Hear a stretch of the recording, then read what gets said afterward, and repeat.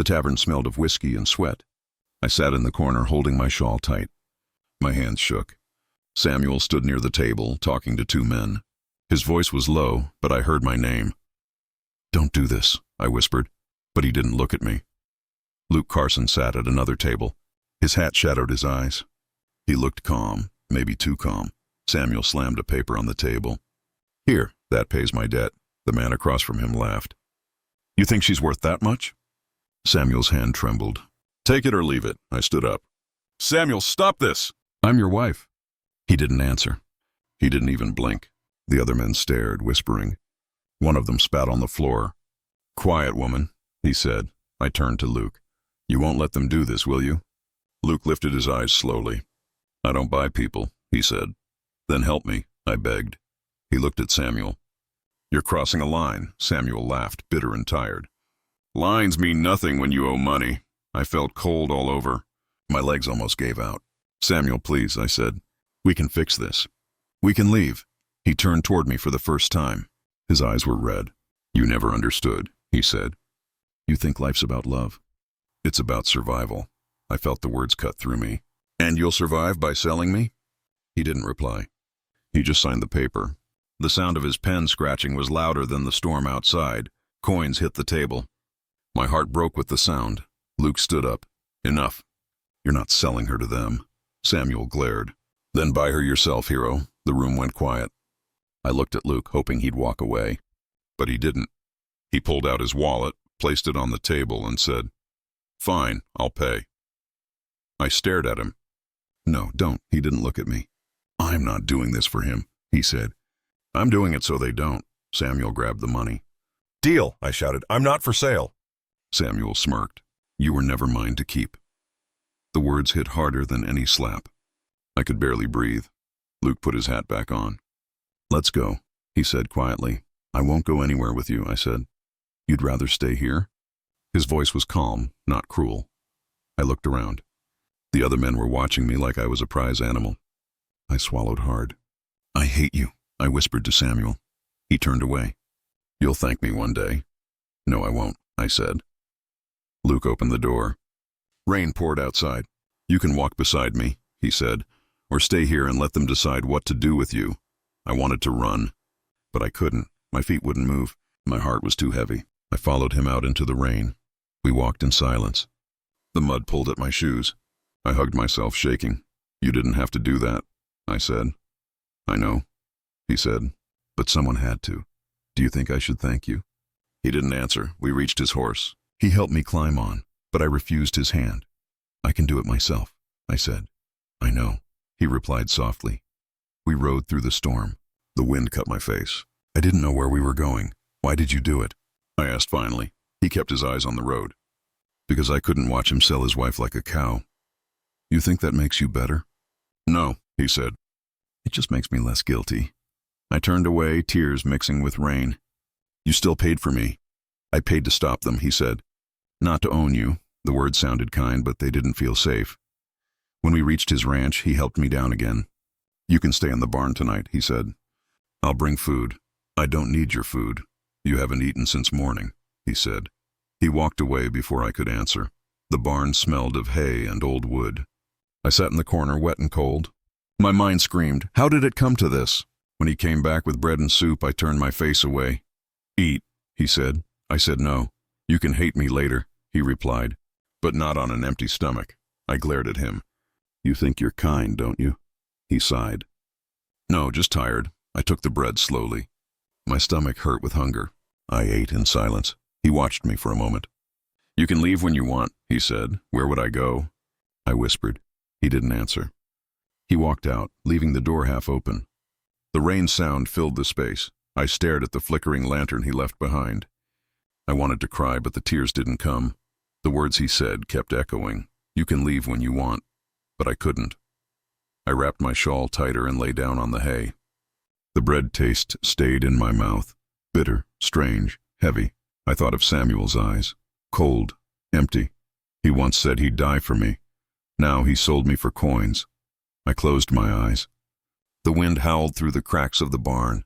For the first time, I felt what it meant to be nothing. Not a wife, not a woman, Just something someone could trade, I whispered into the dark. I'm not for sale. But the night didn't care. The storm went on, and I wondered if I'd ever feel human again. The wagon stopped at the edge of the ranch. My heart pounded as I stepped down. The sky looked huge, cold, and endless. Wind touched my face like ice. I wanted to run, but where could I go? Luke walked ahead, saying nothing. His boots made soft sounds on the wooden path. I followed because I had no choice. The main house stood tall, built of old brown wood. A horse neighed somewhere far away. I smelled hay, smoke, and bread. Come in, he said quietly. I froze. Where? He nodded toward the porch. Inside. You're cold. I can stay in the barn, I whispered. He looked at me for a long time. His eyes weren't cruel. They were tired, like he'd seen too much. As you wish, he said finally. We walked to the barn together. The door creaked. Dust danced in the light. You can sleep here, he said. There's straw and water. I nodded. Thank you, he hesitated. You need food? I'm fine, I lied. He sighed. Wait here, he left. The sound of his boots faded.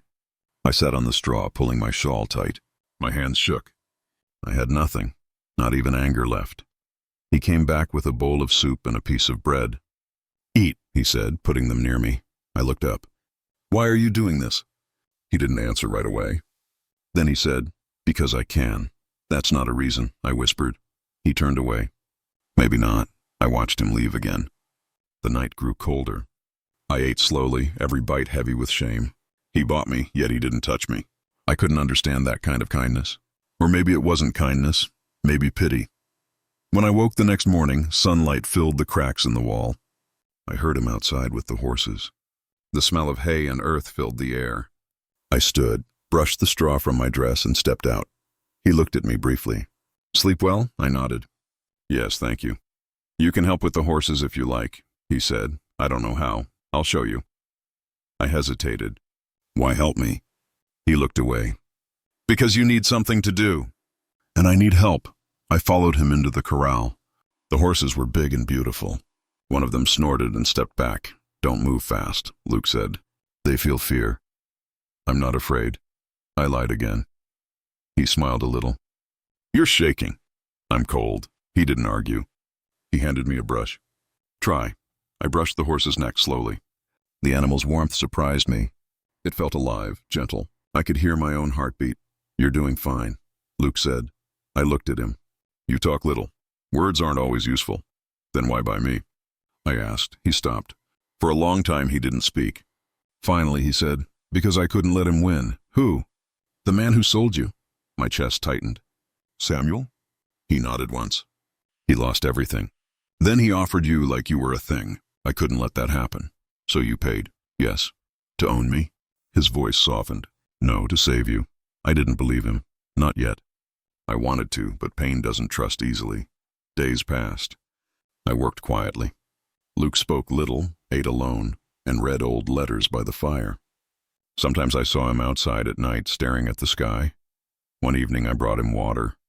He looked surprised. You don't have to serve me, he said, I know. But I should help, he nodded. You remind me of someone. Who? My brother. He never asked for help either. What happened to him? Luke looked into the fire. War happened. I said nothing. The silence felt heavy, but safe. Later, when I went back to the barn, I thought of his words. He didn't see me as a woman, not like Samuel did. He saw a shadow, maybe a memory. It made me both sad and safe at the same time. At night I lay awake. The barn creaked, wind whispered through the cracks. I heard the horses breathing softly. I thought about the papers Samuel signed, about the coins, about how love could turn into a transaction. I whispered to myself, I'm still here. The next morning, Luke came early. You should move to the house, he said. I'm fine here. You'll freeze. I've known worse. He crossed his arms. You're stubborn. I learned from life. He almost smiled. Come, just for breakfast. Inside the house, warmth hit me. The smell of bread filled the air. A woman stood by the stove, older, gray-haired, sharp eyes. Mother, Luke said. This is Maria. She looked me up and down. So she's the one. I lowered my eyes. Good morning, ma'am. She didn't answer. She just turned away. Eat, Luke said softly. I sat. My hands trembled as I reached for the bread. The woman's eyes burned holes in my back. "She'll bring trouble," she muttered. "Mother," Luke warned. "I know what men do when they pay for women," she snapped. I froze. My throat closed. Luke said nothing. Then slowly he said, "Not this time." His mother scoffed and left the room. I whispered, "She's right." He looked at me, calm but firm. "She's wrong. Why defend me?" "Because you didn't deserve what he did." "How do you know that?" "Because I've seen real guilt. You carry pain, not guilt." His words broke something inside me. I didn't cry, but my eyes burned. After breakfast, I went back to the barn. I worked harder that day, cleaning, feeding, fixing fences. I wanted to earn my stay, even if it wasn't asked of me. That night, Luke came to the doorway. "You don't need to prove anything," he said. "I do." "To myself?" He nodded. "That's fair." He turned to leave. I said, "Luke?" He looked back. "Yes?" "Thank you for not touching me." He stared at me for a moment, eyes soft. "That's not why I brought you here." "Then why?" He looked down. Maybe I needed to save someone to feel human again. I didn't understand then. But I felt something shift, a quiet link, fragile but real. That night I dreamed of rain and fire. I woke before dawn, heart racing. I stepped outside. Luke was already up feeding the horses. "You don't sleep much," I said. He smiled faintly. "Sleep is for peaceful souls. And you?" He shrugged. Still searching. I wanted to ask more, but words were hard. We stood there in silence as the sun rose. Light touched the fields. For a moment it felt like the world was gentle again. Days turned to weeks. I learned to ride, to mend fences, to bake. The ranch no longer felt like a cage. It felt like waiting for something I didn't yet understand. One evening as I brought him coffee, I said, "You could have let me go." He nodded. "Yes. Why didn't you?" He met my eyes. "Because I hoped you'd stay." I looked away. "You don't even know me. I know enough. What if I leave?" He smiled sadly. "Then I'll still be glad you were here." I didn't answer. I just watched the fire dance in his eyes. Soft, uncertain, human. That night, I lay awake again, listening to the horses breathe. For the first time in a long while, I wasn't afraid of tomorrow, because someone somewhere didn't see me as a thing to buy, but as a person learning how to live again. The mornings came cold and quiet.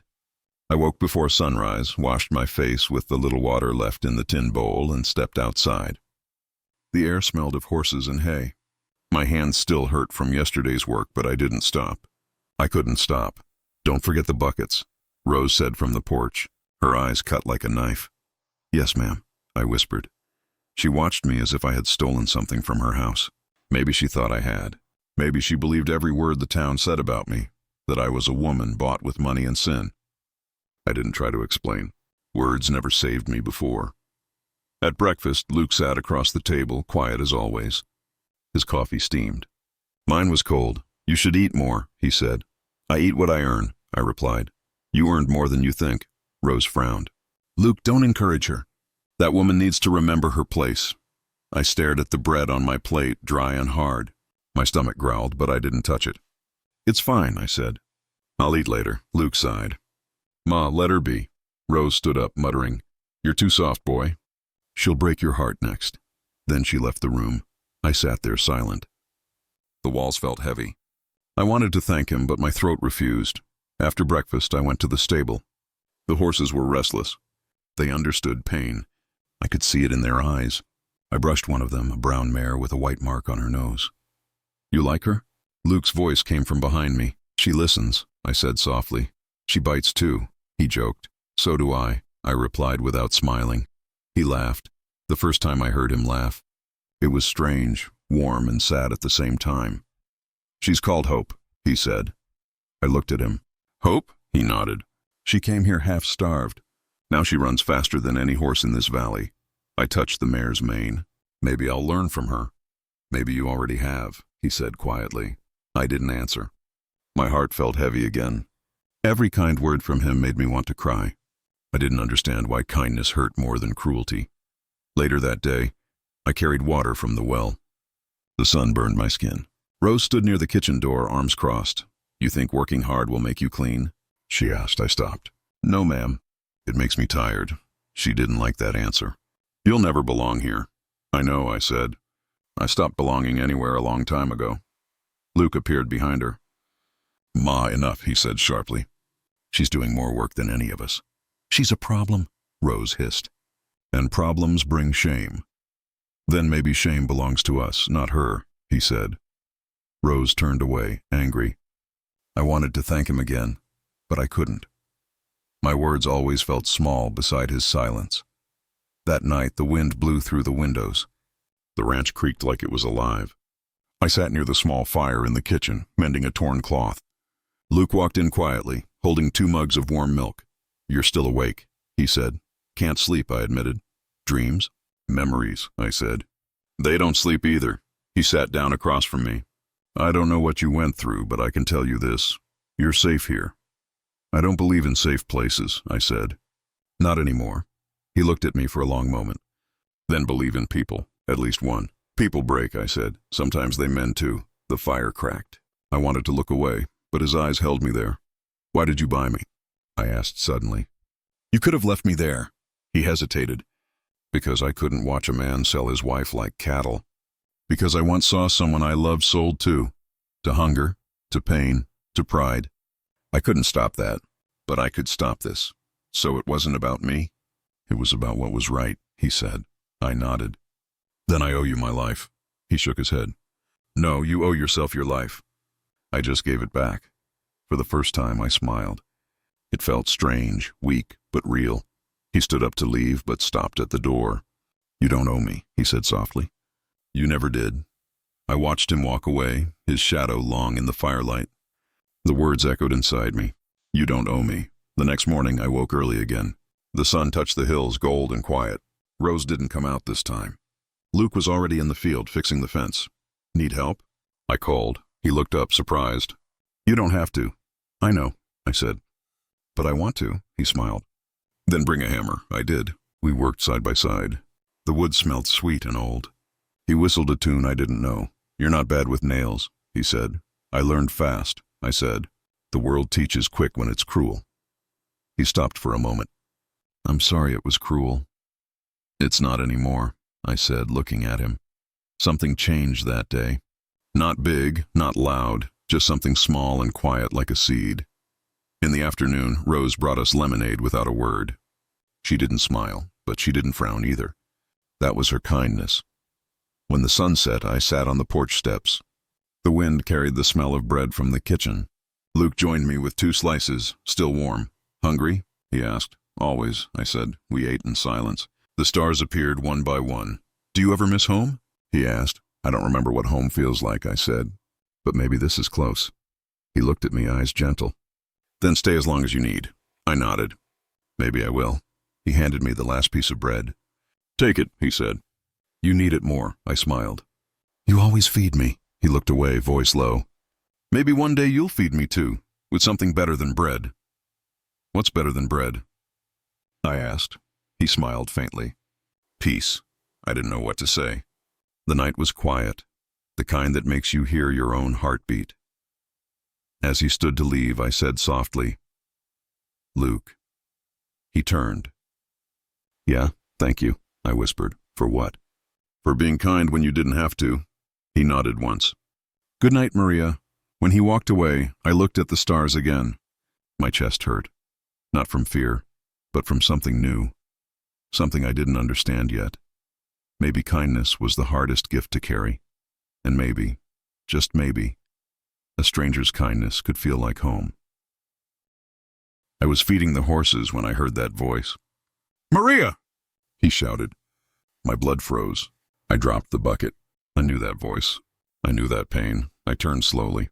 Samuel stood at the ranch gate, dirty, drunk, and shaking. His shirt was torn, his eyes wild. He looked nothing like the man I once called husband. Samuel, I whispered, why are you here? He laughed, that cruel, broken laugh I hated. You think you can hide from me? He said. I stepped back. My hands trembled. Luke came out of the barn, wiping his hands. Who's this? He asked. Samuel spat on the ground. Her husband. Luke's eyes darkened. That's impossible. You sold her, Samuel grinned. I made a mistake. I want her back. Luke's jaw tightened. She's not for sale anymore. Samuel took a step forward.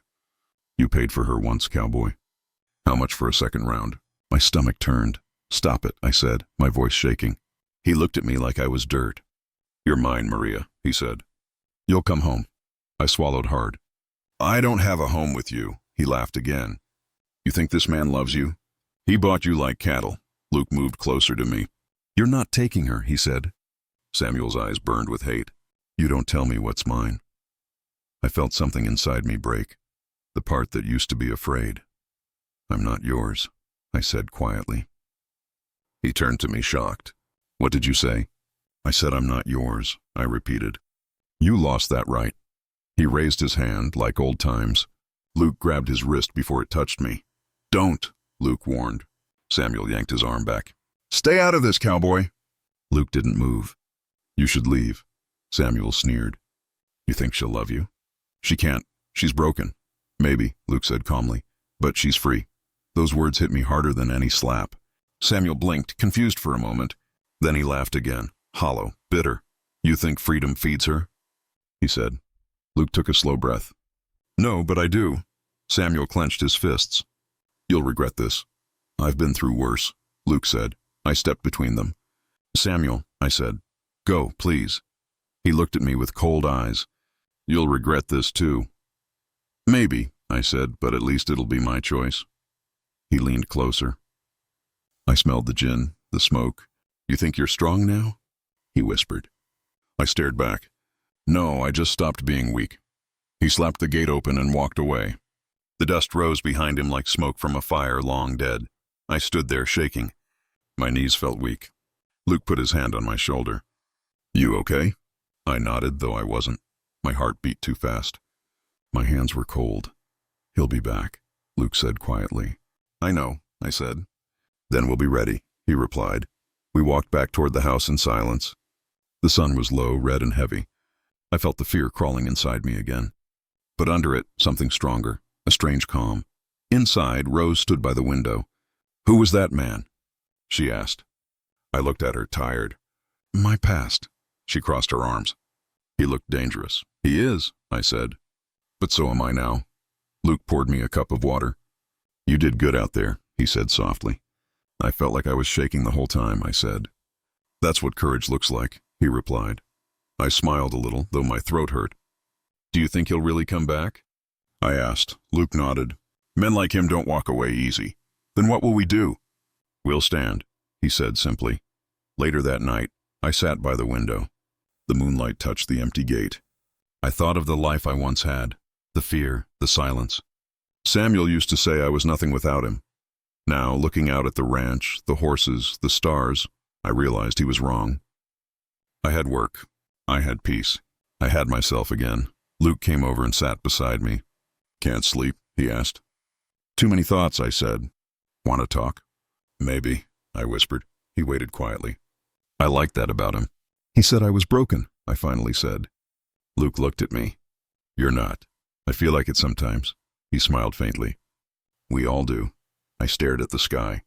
I hate him. Luke nodded. Hate means you still care. Then what's the cure? I asked. Time, he said. And peace, I sighed. Do you think peace ever stays? He looked out the window. Sometimes, if we fight for it. His voice was calm but tired. I saw the weight he carried, too. I turned to him. Why did you defend me today? He shrugged. Because you deserved it.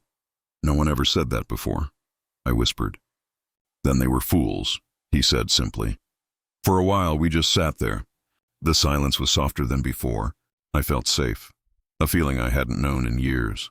Before leaving, he said, lock the door tonight. I nodded. Do you think he'll come now? Luke shook his head. Not tonight, but soon. Then he paused. Don't be afraid when he does. When he left, I blew out the lamp and lay down. But sleep didn't come. I kept hearing Samuel's voice, the anger, the promise. He wanted revenge, and deep down, I knew he wouldn't stop until one of us was gone. Still, I whispered into the dark. I'm not for sale. Not anymore. The sun burned red above the hills when Samuel rode in. Dust followed him like a curse. Luke was fixing the fence. I was baking bread inside the small kitchen. When I heard the hoofbeats, my hands froze. "Maria!" Samuel shouted. His voice was full of drink and anger. "Come out here, woman!" I stepped out slowly, wiping my hands on my apron. "What do you want, Samuel?" I asked. My heart beat hard in my chest. He spat on the ground. I want what's mine." Luke turned. His face darkened. "She's not yours," he said. His tone was calm, but his eyes weren't. Samuel laughed, loud and cruel. "You bought her, didn't you? You think that makes her yours?" Luke stood tall. "No, I bought her freedom. You sold your own soul that night." I wanted to speak, but my voice broke. "Samuel, please leave." "You've done enough." He moved closer. "You think this ranch makes you better than me? You think he'll love you after what you did?" Luke stepped forward. "That's enough." Samuel raised his hand. The air around us turned heavy. I saw the flash of his fist as he swung. Luke blocked it, but the next punch hit his jaw. I screamed, "Stop it!" I shouted. My voice cracked. "Stop!" Neither man stopped. They rolled in the dust, fists hitting flesh, anger hitting years of pain. I ran to the porch and grabbed the rifle that hung by the door. My hands shook so hard I almost dropped it. "Please," I cried, "don't make me do this." Luke's voice was low, strained. "Maria, go inside." Samuel kicked him hard and stood up. His eyes burned with hate. "Go ahead, shoot me. You'll always be mine, no matter what he says." I lifted the rifle and fired into the air. The sound split the world. Birds flew from the trees. The wind stopped. Even the sun seemed to pause. "Enough!" I screamed. My voice tore from my throat. I said enough. For a moment, everything was silent. Samuel stared at me, shocked, pale, trembling. Luke got to his feet, breathing hard. "You think you scare me?" Samuel muttered. But his voice was weaker now. "I don't want to scare you," I said. "I want to end this." He looked around. The horses shifted nervously. The smell of gunpowder filled the air. "You both will regret this," he hissed. Luke wiped the blood from his mouth. "Leave, Samuel." "Before I make you." Samuel's eyes flickered between us. He spat again, then turned and walked toward his horse. "This isn't over," he said. When he rode away, I lowered the rifle. My hands wouldn't stop shaking. Luke took it from me gently. "It's over for today," he said softly. I looked at him. "You're bleeding." He smiled faintly. "You should see the other man." I wanted to laugh, but instead I cried. "I didn't mean to fire. He placed a hand on my shoulder. "You did what you had to do." I turned away, covering my face. "They'll say I'm crazy now. A wild woman with a gun." Luke sighed. "Let them talk. The truth doesn't need to shout." But the truth did shout, inside me. I remembered that night when Samuel sold me. I remembered the sound of coins, the laughter of men, the look in Luke's eyes. That night came back like a ghost, whispering, "You're still not free." The sheriff arrived soon after. Dust followed his horse like smoke. He got down, chewing on a piece of straw. "What's going on here?" he asked. Luke nodded toward me. "She stopped to fight." The sheriff looked at me with cold eyes. "With a rifle?" I said nothing. He walked around me, slow, judging. "People say you're trouble, Miss Dawson. Women like you bring fire wherever they go." Luke stepped forward. "Watch your words, Sheriff." The sheriff smirked. "You planning to protect her forever, Carson? Or just till the gossip dies?" "I'll protect her as long as I live," Luke said. His voice was calm, but his hands were tight. The sheriff's smile faded. "Fine, but if there's more trouble, I'll come for her." He turned and left. His horse kicked up dust as he rode off. When the sound faded, Luke looked at me. "You okay?" "No," I whispered. "But I will be." We walked back toward the house. The bread was still on the table, half kneaded, dry. I looked at it and laughed through tears. "Guess we ruined supper," I said. Luke smiled. "We'll make another. Together this time." He rolled up his sleeves and started kneading the dough beside me. His hands were rough, strong, covered in blood and flour. "Doesn't it hurt?" I asked. He shrugged. "Pain reminds me I'm alive." I pressed the dough too hard. "I hate that he still has power. Even gone, he haunts me." Luke looked at me. "He doesn't own your heart." "Not anymore. I don't know if I still have one," I said quietly. He paused. "Then borrow mine for a while." That made me laugh. A small, shaky laugh, but real. Outside, the sky darkened into orange and gold. The smell of bread filled the kitchen again. Luke lit a lantern. "Samuel will come back," I said. "I know," he replied. "And when he does, we'll face him together." I stared at him, this man who didn't ask for anything. who stood beside me when no one else would. You didn't have to defend me, I said. He looked straight into my eyes. Yes, I did. We finished baking in silence. The bread came out uneven, cracked on top, but warm inside. We sat at the table, shared it without words. He broke a piece and handed it to me. Eat, he said. I hesitated. I'm not hungry. Then eat for me, he said softly. I took it. The crust was hard, the taste simple. Flour, salt, fire, and something I couldn't name. As I chewed, I realized something. Bread wasn't just food. It was peace. It was the promise of another day. Luke leaned back. You're stronger than you think, Maria. I shook my head. No, I'm just tired, he smiled. Sometimes that's what strength looks like. I looked at the rifle leaning by the wall, the dough on my hands, and the fading sun outside.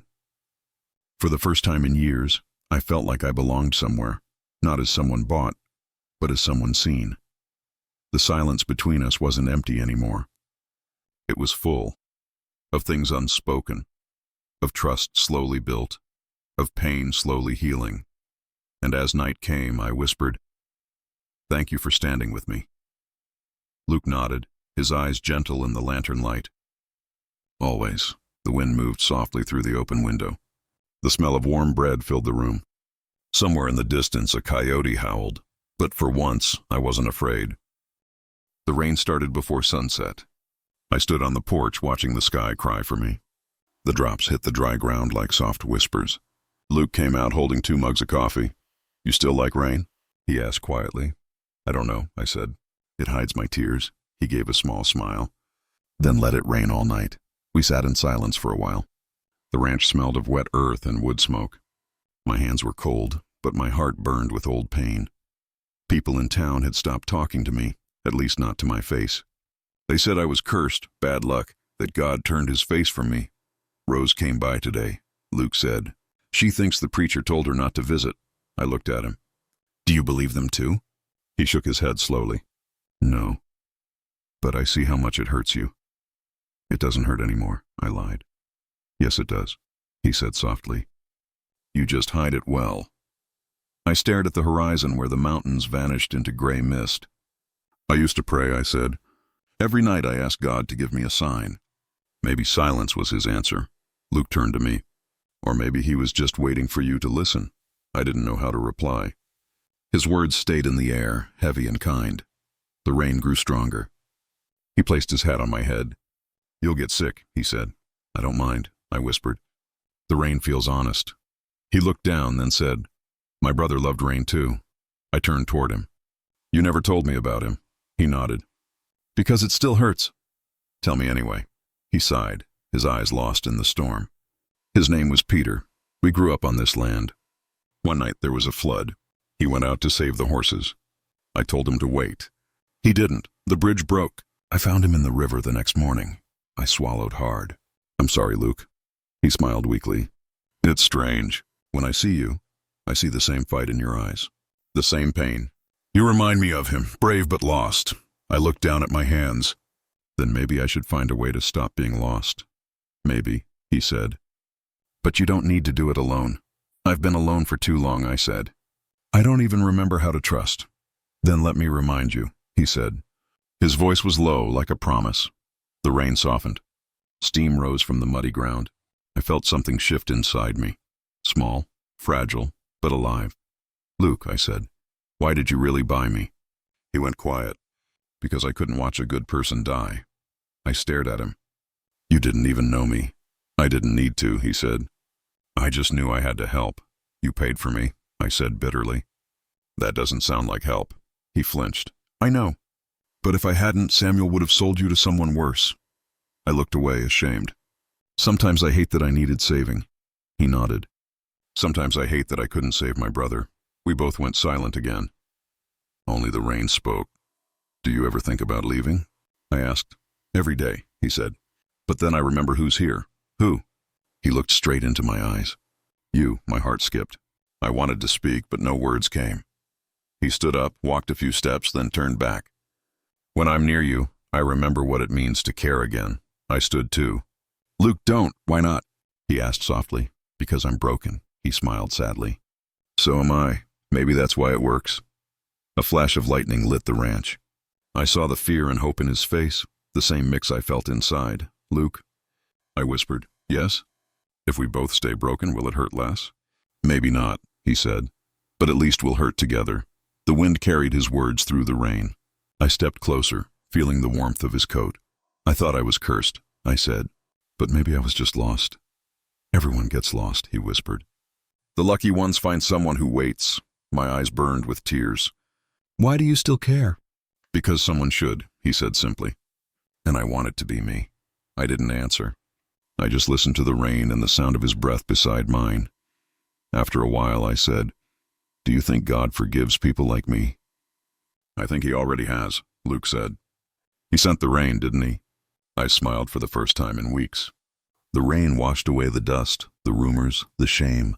It didn't fix everything, but it made breathing easier. When the thunder rolled far away, I whispered, "Thank you, Luke." He looked at me, his face wet from the rain. "For what?" "For staying." He took my hand gently. "You'd have done the same. Maybe I would have. Maybe I already had, just not for myself." The rain slowed to a drizzle. The night turned quiet again. Luke said, "You should rest." "Will you be here in the morning?" "Always," he said. I watched him walk back toward the barn, the lamplight glowing around him. I stayed on the porch, feeling the wet boards under my feet, breathing in the scent of rain and life. The whispers of the storm were softer now, almost kind. I closed my eyes and let them speak. Maybe tomorrow would still hurt. Maybe the world wouldn't change. But for the first time, I wasn't afraid of the silence anymore, because I finally knew I wasn't cursed. I was just waiting for the rain to wash me clean. The rain started before sunset. The wind hit the windows hard like it wanted to break inside. I sat near the fire, holding an old piece of paper. My hands shook. I looked at it for a long time before I picked up the pencil. I whispered, "Maybe this time I can say it." Luke looked up from his chair. "Say what?" he asked. "Nothing," I said quickly. "Just thinking." He didn't push. He never did. That was the strange thing about him. He always gave silence when others gave pain. When he went outside to check the horses, I began to write. The words came slow, but they came. "Samuel, I forgive you. Not because you deserve it, but because I can't live with hate anymore. You broke me, but you also freed me. I don't belong to you. I belong to myself now." My hand stopped. The sound of thunder shook the room. The ink smeared a little. I smiled sadly. Luke came back in, wet from the rain. He took off his hat and looked at me. "You okay?" he asked softly. I folded the letter and hid it under my hand. "Just writing," I said. He nodded, walking to the table. "Storm's getting worse. Fence is down again. I'll fix it in the morning." I looked at him, tired, quiet, gentle. "You don't have to fix everything," I said. He smiled. "Someone has to." I wanted to tell him about the letter, but something held me back. Maybe it was fear. Maybe I just wasn't ready to let go. "Luke," I said finally, "do you ever forgive people who hurt you?" He sat down beside the fire. "Sometimes," he said. "Other times, I just stop carrying them." "What does that mean?" He stared into the flames. "It means forgiveness isn't always about saying the words. It's about walking on without them." I nodded slowly. The firelight made his face look softer, kinder. He looked at me. "Who's the letter for?" I froze. "How do you know about the letter?" He pointed to my hand. "You keep hiding it like a secret." I sighed and opened my palm. "It's for Samuel." He said nothing for a moment. Then, "You don't have to send it." "I know." He leaned closer. "Then why write it?" "Because I need to," I said. "I need to stop hating him. I need to breathe again." He nodded. "Then write it. But keep it for yourself." I smiled weakly. "That's the plan." We sat there in silence, listening to the rain. The roof creaked, the fire hissed, and somewhere outside, a tree fell. I felt small, but free. Luke said quietly, "Storms don't last forever, Maria." "I know," I whispered. But they still break things. Then we rebuild. His words stayed with me long after he went to bed. I unfolded the letter again and read it by the firelight. I saw the words and felt my chest tighten. I added one more line. I forgive you, but I'm not coming back. Then I folded it again and slipped it into the drawer. That night, I dreamed of rain and fire. I dreamed of Samuel's face fading into the dark. I woke up before dawn. The air smelled of wet soil and broken wood. Luke was already outside, fixing the fence. His shirt was soaked, his hands muddy. I walked out, still holding the letter. He looked at me and smiled. Didn't expect to see you up this early. I couldn't sleep. He nodded toward the post. Grab that hammer. I helped him without a word. The ground was soft and the wind still moved the grass like waves. He handed me a nail. Hold it steady, he said. I'll try. I hit it once, twice. My hand slipped and the hammer hit my thumb. Ouch, Luke laughed. Careful, you're not built for ranch work. Maybe not, I said, laughing through the pain. But I'm learning. He looked at me, not in pity, but in pride. You're doing fine. We worked until our hands bled. The fence stood again, though crooked and rough. I looked at it and smiled. It's not perfect, I said. Neither are we, he replied. The wind quieted. The clouds broke a little, showing a pale blue sky. I felt something light inside me, something that had been gone for a long time. I pulled the letter from my pocket. Luke noticed. You gonna send it? I looked at the paper, wet from my hands. No, I said. I think it already did what it needed to. He smiled softly. Then let the wind take it. I opened my hand. The wind caught the letter and carried it across the field.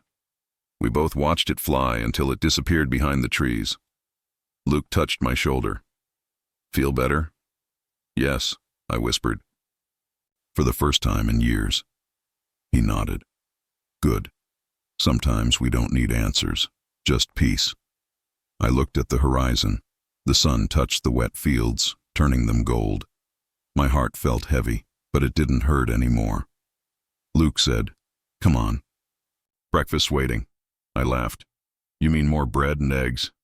He grinned. What else do we have? As we walked back to the house, I thought about everything I had lost, and everything I had found again. Pain, forgiveness, friendship, maybe even love. The wind carried the smell of wet earth and hope. The evening was quiet when I heard the horse. The sound was slow, heavy, like someone dragging their past behind. I stepped outside. The air smelled of dust and rain. A man sat on his horse, tall, rough, with a scar cutting across his cheek. Evening, he said, voice low. This the Carson Ranch? I nodded. Yes, who are you? He looked at me for a long time before saying, A friend. Or maybe not. Luke came out from the stable, wiping his hands. The moment he saw the man, his face changed. The color left him. His body froze. Tom, Luke said quietly. You shouldn't be here. The man dismounted slowly.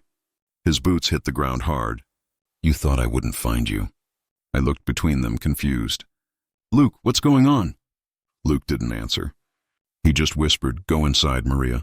I'm not leaving, I said. Tell me who he is. Tom's eyes met mine. Ask him what he did in Silver Creek, he said. Luke's jaw tightened. That's enough. I stepped closer. Luke, what happened? He sighed, looking at the ground. It was war, he said. We did things we had to. Tom laughed bitterly. Had to? You call killing my brother something you had to do? The wind picked up, lifting dust between us. My heart started to pound. Luke said nothing. His hands shook slightly. Tom stepped closer. I carried his body for 3 miles, Luke. 3 miles. You shot him.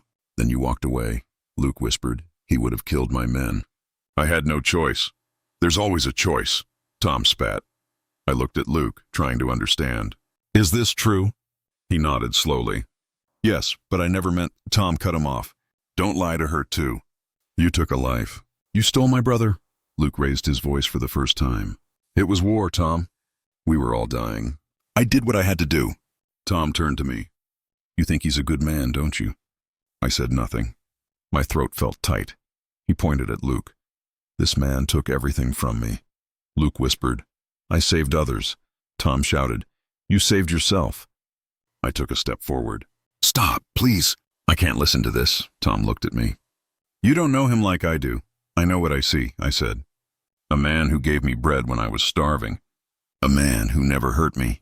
Tom's expression softened for a second. That doesn't wash away blood, Luke said quietly. I've lived with that blood for years. Tom clenched his fists. And now you'll answer for it. I stepped between them. No, not here. Tom stared at me. Move. No, I said.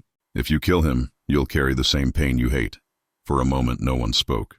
Only the wind moved. Tom lowered his head. You think pain fades, lady? I whispered, no, but killing won't fix it. Luke whispered, let him go, Maria. No, I said firmly. You've both lost enough. Tom looked at Luke again. You remember what you said that day? Luke looked tired. Yes, I said I'd do it again if I had to. Tom's face twisted. Then maybe you should die for it. He reached for his gun. Tom, I shouted. Luke didn't move.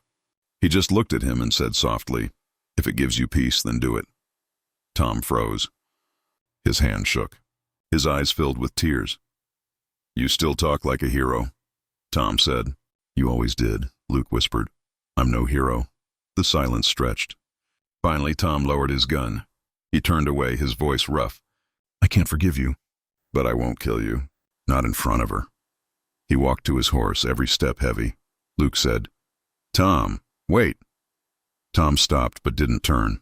I'm sorry, Luke said. I mean it. Tom climbed on his horse. Sorry doesn't bring back the dead. I watched as he rode into the distance, the sun dying behind him. The wind carried his last words. I'll see you again, Luke, maybe in hell. When he was gone, I turned to Luke. Why didn't you tell me? He sat on the porch steps, shoulders low. Because I wanted to be someone else with you. You can't run from the past, I said. I know, he whispered. But I wanted a little peace before it found me again. I sat beside him. Do you regret it? He closed his eyes. Every day. The ranch was quiet again. The horses moved slowly in the corral. The sun was gone, but the sky still glowed red, like old wounds refusing to heal. Luke looked at me and said softly, You think God forgives men like me? I think he forgives those who truly want it, I said. He smiled weakly. Then maybe there's hope, I nodded. Maybe there is. We sat in silence, the night crawling in. Somewhere in the dark, I heard the faint echo of hooves fading away. I wondered if that was forgiveness leaving, or returning. Luke's hand brushed mine. Thank you, he whispered. For what? I asked. For standing between us. For saving me again. I said quietly. I didn't save you, Luke. You did. He looked at me with tired eyes. You think so? Yes, I said. Because you chose to live with truth instead of lies. He nodded slowly. Truth hurts more, I smiled faintly. But it also heals faster. The night air grew colder. Luke leaned back against the wall. You should sleep, he said. I can't, I replied. Not yet, he glanced at me. You're scared he'll come back? No, I said. I'm scared the past will. Luke looked out into the darkness. It always does, I whispered. Then we'll face it together. The night was too quiet. Even the horses didn't move. I sat by the window, watching the moonlight fall over the ranch. My heart felt heavy, like something was about to happen. Then I heard it. Footsteps. Slow, careful, coming closer. I froze. Luke, I whispered. Do you hear that? He stood, his eyes sharp in the dim light. Stay inside, he said. No, I said. Not again. I won't hide. Before he could answer, the door burst open. The stranger stepped in. The man with the scar. His eyes burned like fire. He held a gun. His hand steady. You owe me, Carson, he said coldly. You took my brother's life. Now I'll take yours. Luke moved in front of me. You don't need to do this, he said. It's over. It's never over, the man replied. I could feel my breath shaking. My knees felt weak. The air smelled like dust and fear. Please, I said softly. You don't have to hurt anyone. He looked at me for a second. His face changed, just a flicker. Who are you? He asked. I'm the one he saved, I said, and the one who will stand with him now. He aimed the gun at Luke. I screamed. Luke pushed me back, shouting, Run! The sound of the gunfire filled the room. Luke fell. No, I cried. I crawled to him, blood on my hands. His eyes fluttered, his breath shallow. "Stay back," the stranger said. "I didn't mean to hit you, Luke, but I didn't hear the rest." I grabbed the rifle by the wall.